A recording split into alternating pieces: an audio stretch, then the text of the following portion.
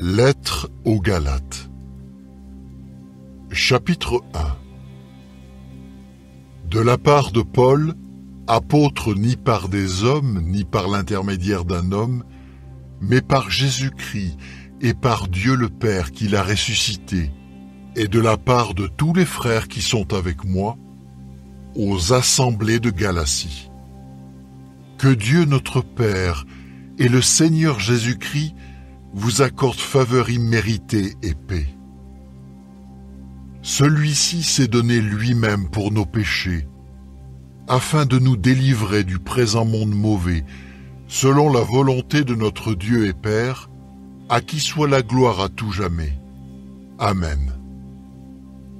Je m'étonne que vous vous détourniez si vite de celui qui vous a appelé par la faveur imméritée de Christ, et que vous passiez à une autre sorte de bonne nouvelle. Ce n'est pas qu'il y ait une autre bonne nouvelle, mais il y en a certains qui vous troublent et veulent déformer la bonne nouvelle concernant le Christ. Cependant, même si l'un de nous ou un ange du ciel vous annonçait comme bonne nouvelle quelque chose qui va au-delà de la bonne nouvelle que nous vous avons annoncée, qu'il soit maudit. Nous l'avons déjà dit, et je le redis maintenant, quiconque vous annonce comme bonne nouvelle quelque chose qui va au-delà de ce que vous avez accepté, qu'il soit maudit. Est-ce donc des hommes que j'essaie maintenant de persuader, ou bien Dieu ? Ou est-ce que je cherche à plaire à des hommes ? Si je continuais à plaire à des hommes, je ne serais pas l'esclave de Christ. Je veux que vous sachiez, frères, que la bonne nouvelle que je vous ai annoncée n'est pas d'origine humaine, car je ne l'ai pas reçue d'un homme, et on ne me l'a pas non plus enseignée, mais c'est par une révélation de Jésus-Christ que je l'ai reçue. Bien sûr, vous avez entendu parler de ma conduite d'autrefois, dans le judaïsme, avec quelle intensité je persécutais l'assemblée de Dieu et la dévastais.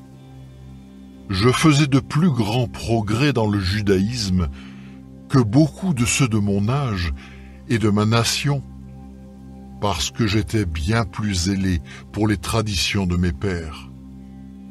Mais quand Dieu, à qui je dois ma naissance, et qui m'a appelé par sa faveur imméritée, a jugé bon de révéler son Fils par mon intermédiaire, et de m'utiliser pour annoncer aux nations la bonne nouvelle le concernant, je n'ai consulté personne sur le moment.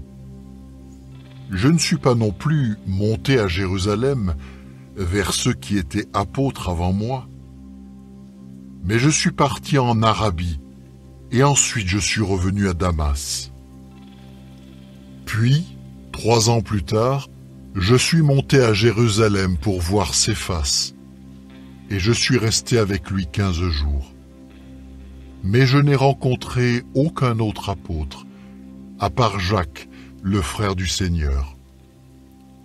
Or, au sujet des choses que je vous écris, je vous certifie devant Dieu que je ne mens pas. Après cela, je suis allé dans les régions de Syrie et de Cilicie. Pour ce qui est des assemblées de Judée qui sont en union avec Christ, elles ne me connaissaient pas personnellement. Elles entendaient seulement dire « L'homme qui autrefois nous persécutait annonce maintenant la bonne nouvelle concernant la foi qu'il cherchait à détruire. » Et elles glorifiaient Dieu à mon sujet. Chapitre 2. Puis, au bout de 14 ans, je suis monté de nouveau à Jérusalem avec Barnabé. J'ai aussi emmené Tite avec moi. J'y suis monté à la suite d'une révélation, et j'ai exposé aux frères la bonne nouvelle que je prêche parmi les nations. Je l'ai fait en privé, devant les hommes les plus respectés, pour savoir si je ne courais pas ou n'avais pas couru pour rien. Et même si Tite qui m'accompagnait était grec, il n'a pas été obligé de se faire circoncire. Mais la question s'est posée à cause des faux frères introduits furtivement, des hommes qui s'étaient glissés parmi nous pour espionner la liberté que nous avons en Christ Jésus, afin de nous réduire complètement en esclavage. Nous ne leur avons pas cédé. Nous ne nous sommes pas soumis à eux. Non, pas même un instant. Pour que la vérité de la bonne nouvelle reste bien établie parmi vous. En ce qui concerne ceux qui paraissaient être importants, pour moi ce qu'ils étaient ne compte pas, car Dieu ne juge pas l'homme sur les apparences. Ces hommes hautement respectés ne m'ont rien communiqué de nouveau. Au contraire, quand ils ont vu que la bonne nouvelle m'avait été confiée pour les incirconcis, tout comme elle avait été confiée à Pierre pour les circoncis, car celui qui a donné à Pierre les capacités nécessaires pour être apôtre auprès des circoncis, m'a aussi donné des capacités pour être apôtre auprès des gens des nations. Et quand ils ont compris que la faveur imméritée m'avait été donnée, Jacques, Céphas et Jean, ceux qui paraissaient être des colonnes, nous ont donné à Barnabé et à moi la main droite en signe d'association, pour que nous allions vers les nations et eux vers les circoncis. Ils nous ont seulement demandé de penser aux pauvres, ce que je me suis sincèrement efforcé de faire. Cependant, lorsque Céphas est venu à Antioche, je lui ai résisté en face, parce que manifestement il avait tort. En effet, avant l'arrivée de certains hommes qui venaient de la part de Jacques, il mangeait avec les gens des nations. Mais quand ils sont arrivés, il a cessé de le faire et a pris ses distances, parce qu'il craignait ceux du groupe des circoncis. Les autres Juifs aussi ont joué cette comédie, si bien que même Barnabé a été entraîné avec eux dans leur comédie.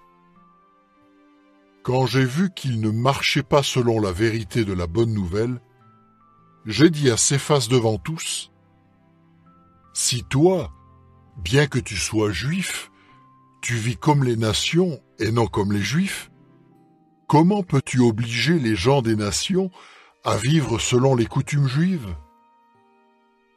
Nous qui sommes des juifs de naissance et non des pécheurs originaires des nations, nous reconnaissons que l'homme est déclaré juste, non par les œuvres de la loi, mais seulement par le moyen de la foi en Jésus-Christ. Ainsi, nous avons mis notre foi en Christ Jésus, afin d'être déclarés justes par la foi en Christ, et non par les œuvres de la loi. Car personne ne sera déclaré juste par les œuvres de la loi. Maintenant, si nous avons aussi été trouvés pécheurs, alors que nous cherchons à être déclarés justes grâce à Christ, cela signifie-t-il que Christ est au service du péché? Absolument pas. Si je reconstruis ce que j'ai démoli par le passé, je montre que je suis un transgresseur. Par le moyen de la loi, je suis mort à l'égard de la loi, afin de devenir vivant pour Dieu. Je suis cloué au poteau avec Christ. Ce n'est plus moi qui vis, mais c'est Christ qui vit en union avec moi. Oui, la vie que je vis maintenant dans la chair, je la vis par la foi dans le Fils de Dieu, qui m'a aimé et s'est livré lui-même pour moi. Je ne rejette pas la faveur imméritée de Dieu, car si la justice vient par le moyen de la loi, Christ, en fait, est mort pour rien. Chapitre 3. Ô Galates insensés, qui vous a soumis à cette influence mauvaise, vous devant qui Jésus-Christ a été clairement dépeint comme cloué au poteau? Je n'ai qu'une question à vous poser. Avez-vous reçu l'Esprit parce que vous avez accompli les œuvres de la loi? Ou bien parce que vous avez eu foi dans ce que vous avez entendu? Êtes-vous si insensés? Après avoir commencé en vous laissant guider par l'Esprit, finissez-vous en vous laissant guider par la chair? Avez-vous subi tant de souffrances pour rien? Si encore c'était pour rien.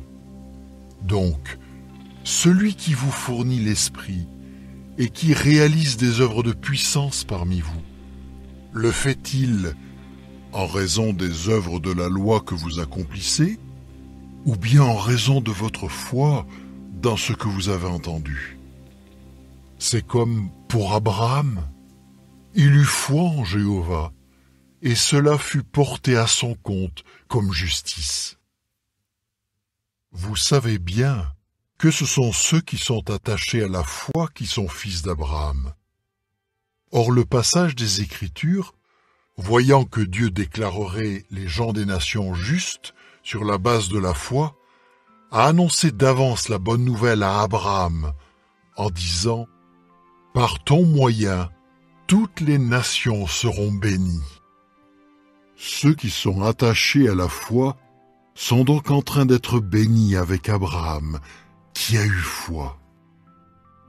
Tous ceux qui dépendent des œuvres de la loi sont sous une malédiction, car il est écrit « Maudit est tout homme qui ne persévère pas dans toutes les choses écrites dans le rouleau de la loi, qui ne les pratique pas. » De plus, il est évident que personne n'est déclaré juste devant Dieu par la loi, puisque le juste vivra en raison de la foi.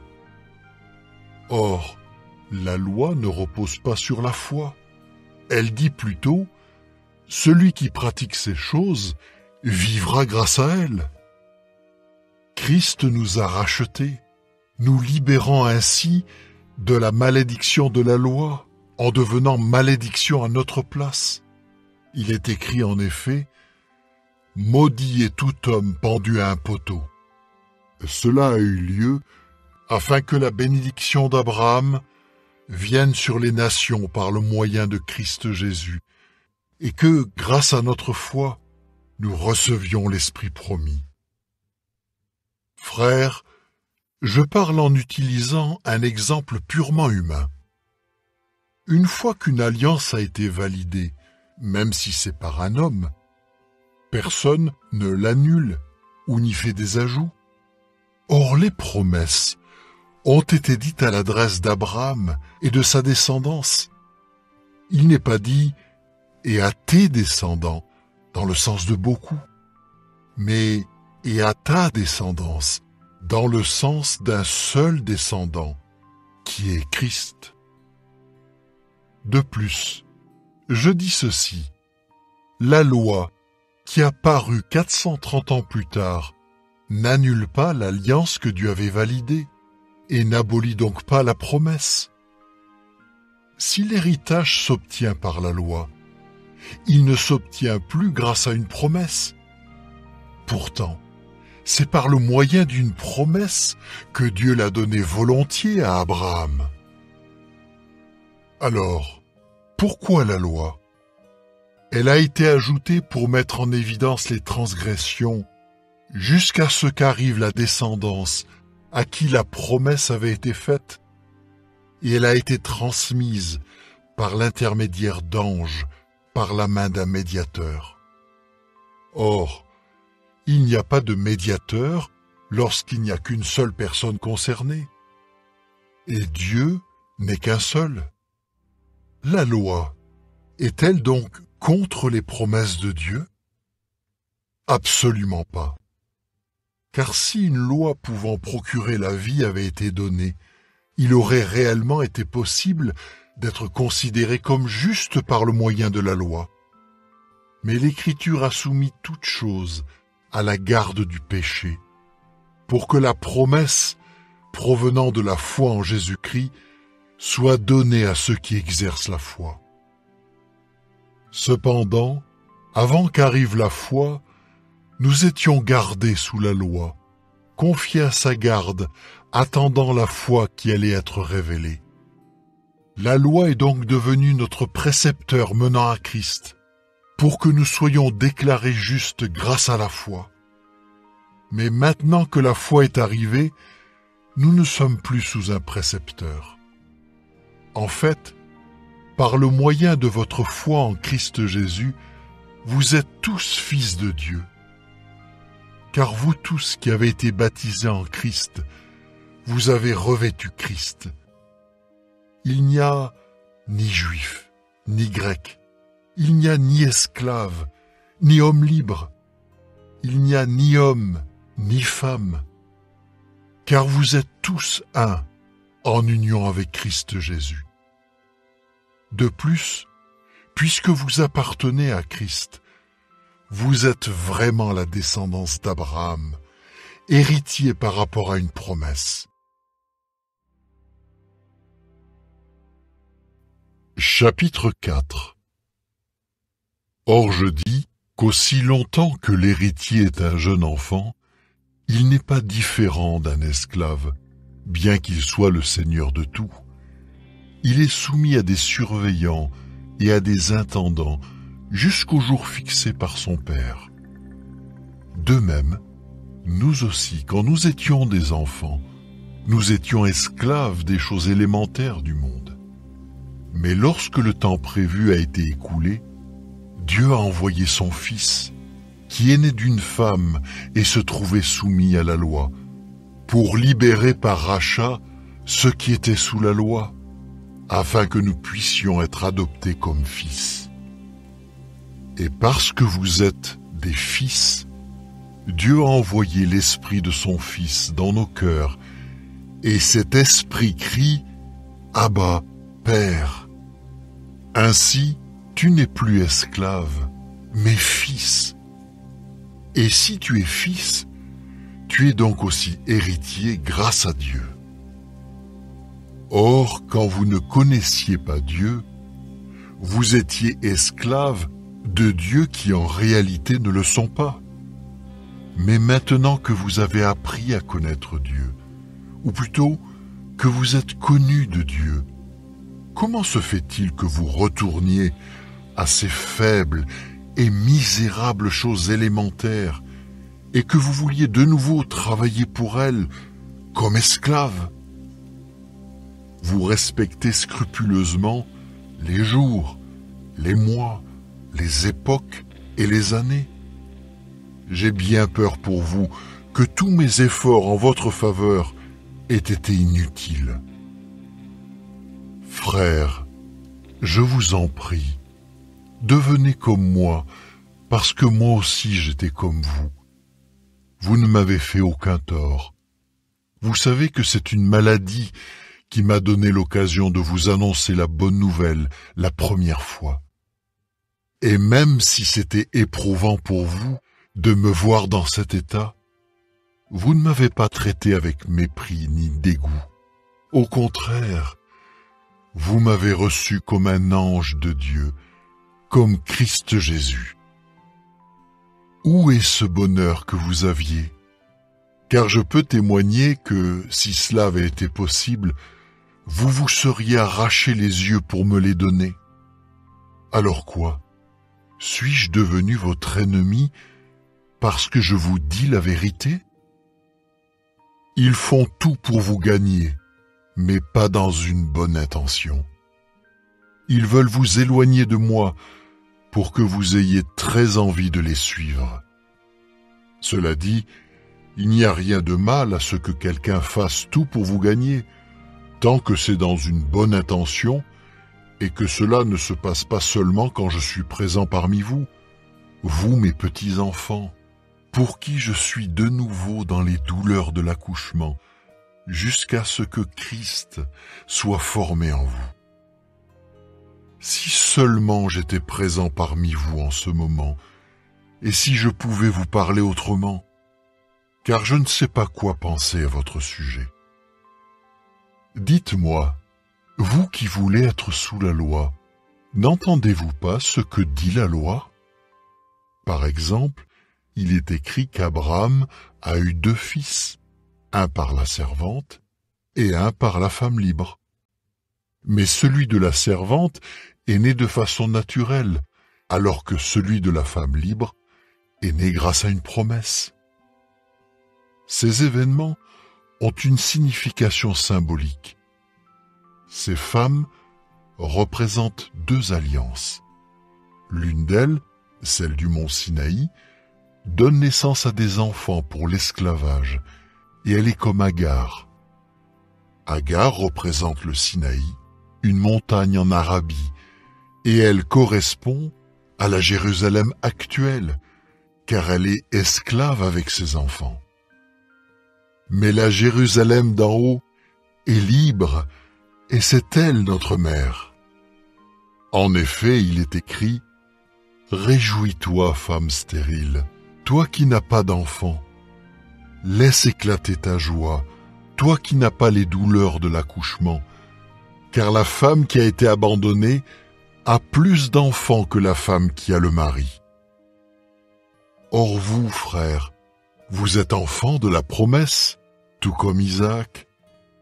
Mais de même qu'à l'époque, celui qui était né de façon naturelle persécutait celui qui était né grâce à l'Esprit, de même aussi maintenant. Toutefois, que dit le passage des Écritures? Chasse la servante et son fils, car le fils de la servante n'héritera pas avec le fils de la femme libre. Non, en aucune façon. Ainsi, frères, nous sommes enfants non pas d'une servante, mais de la femme libre. Chapitre 5. C'est pour une telle liberté que Christ nous a libérés. Aussi, tenez bon et ne vous laissez pas remettre sous le joug de l'esclavage. Voyez, moi, Paul, je vous dis que si vous vous faites circoncire, Christ ne vous sera d'aucune utilité. J'affirme de nouveau à tout homme qui se fait circoncire qu'il est tenu d'obéir à toute la loi. Vous qui cherchez à être déclarés justes par le moyen de la loi, vous êtes séparés de Christ. Vous êtes coupés de sa faveur imméritée. Quant à nous, c'est par l'Esprit que nous attendons vivement la justice espérée qui découle de la foi. Car pour ceux qui sont en union avec Christ Jésus, ce n'est ni la circoncision, ni l'incirconcision qui ont de la valeur, mais la foi qui agit grâce à l'amour. Vous couriez si bien. Qui vous a empêché de continuer à obéir à la vérité? Ce genre de raisonnement ne vient pas de celui qui vous appelle. Un peu de levain fait fermenter toute la pâte. Je suis certain que vous qui êtes en union avec le Seigneur, vous n'allez pas penser autrement. Mais celui qui jette le trouble en vous, quel qu'il soit, recevra la punition qu'il mérite. Quant à moi, frère, si je prêche encore la circoncision, pourquoi me persécute-t-on encore? Car alors, le poteau de supplice n'est plus un obstacle. Je voudrais qu'ils s'émasculent, les hommes qui cherchent à vous déstabiliser. Vous avez été appelés à la liberté, frères. Seulement, n'utilisez pas cette liberté comme un prétexte pour entretenir des désirs charnels. Au contraire, par amour, travaillez comme esclaves les uns pour les autres. Car la loi tout entière se trouve accomplie dans un seul commandement. Tu dois aimer ton prochain comme toi-même. Mais si vous continuez à vous mordre et à vous dévorer les uns les autres, prenez garde, vous risquez de vous anéantir les uns les autres. Alors je vous dis, continuez à marcher sous la conduite de l'Esprit, et vous n'accomplirez aucun désir charnel. Car la chair, à cause de ses désirs, est contre l'esprit, et l'esprit contre la chair. Ils s'opposent l'un à l'autre, si bien que ce que vous voulez faire, vous ne le faites pas. De plus, si vous êtes conduit par l'esprit, vous n'êtes pas sous la loi. Or, les œuvres de la chair se voient clairement. Ce sont actes sexuels immoraux, impureté, conduite indigne et effrontée, idolâtrie, spiritisme, hostilité, querelle, jalousie, accès de colère, dissension, division, dissidence, envie, ivresse, fêtes débridées et choses semblables. À ce propos, je vous préviens, comme je vous ai déjà prévenu, ceux qui pratiquent de telles choses n'hériteront pas du royaume de Dieu. Par contre, le fruit de l'esprit est amour, joie, paix, patience, bienveillance, bonté, foi, douceur, maîtrise de soi. Il n'y a pas de loi contre de telles choses. De plus, ceux qui appartiennent à Christ Jésus ont cloué au poteau la chair avec ses passions et ses désirs. Si nous vivons par l'Esprit, continuons aussi à marcher de manière ordonnée sous la conduite de l'Esprit. Ne cherchons pas à nous mettre en avant, nous provoquant les uns les autres, nous enviant les uns les autres. Chapitre 6. Frères, même si un homme fait un faux pas sans s'en rendre compte, vous qui avez des aptitudes spirituelles, cherchez à redresser cet homme avec un esprit de douceur. Mais fais attention à toi, de peur que toi aussi tu ne sois tenté. Continuez à porter les fardeaux les uns des autres. De cette façon, vous accomplirez la loi du Christ. Car si quelqu'un se croit important, alors qu'il n'est rien, il se trompe lui-même. Mais que chacun examine ses propres actions, et alors il aura de quoi se réjouir par rapport à lui seul, et non en se comparant à quelqu'un d'autre. Car chacun portera sa propre charge. De plus, que celui à qui on enseigne la parole partage toutes sortes de bonnes choses avec celui qui donne cet enseignement. Ne vous y trompez pas, on ne se moque pas de Dieu. Car ce que quelqu'un sème, c'est aussi ce qu'il récoltera. En effet, celui qui sème pour sa chair récoltera de sa chair la destruction. Mais celui qui sème pour l'esprit récoltera de l'esprit la vie éternelle. Ne renonçons donc pas à faire ce qui est excellent, car nous récolterons en temps voulu, si nous ne nous laissons pas gagner par la fatigue. Par conséquent, tant que nous en avons l'occasion, faisons du bien à tous, mais surtout à ceux qui sont nos frères et sœurs dans la foi.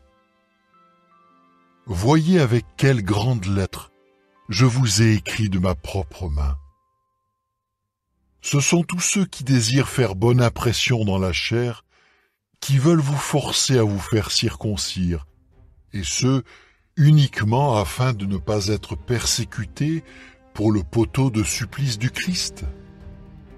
Car même ceux qui se font circoncire n'obéissent pas à la loi, mais ils veulent que vous soyez circoncis pour pouvoir se vanter au sujet de votre chair. Mais moi, que jamais je ne me vante, si ce n'est du poteau de supplice de notre Seigneur Jésus-Christ, grâce à qui le monde a été mis à mort de mon point de vue, comme je l'ai été du point de vue du monde. Car ce qui est important, ce n'est pas d'être circoncis ou incirconcis, mais d'être une créature nouvelle. Quant à tous ceux qui vivent selon cette règle de conduite, que la paix et la miséricorde soient sur eux, oui, sur l'Israël de Dieu.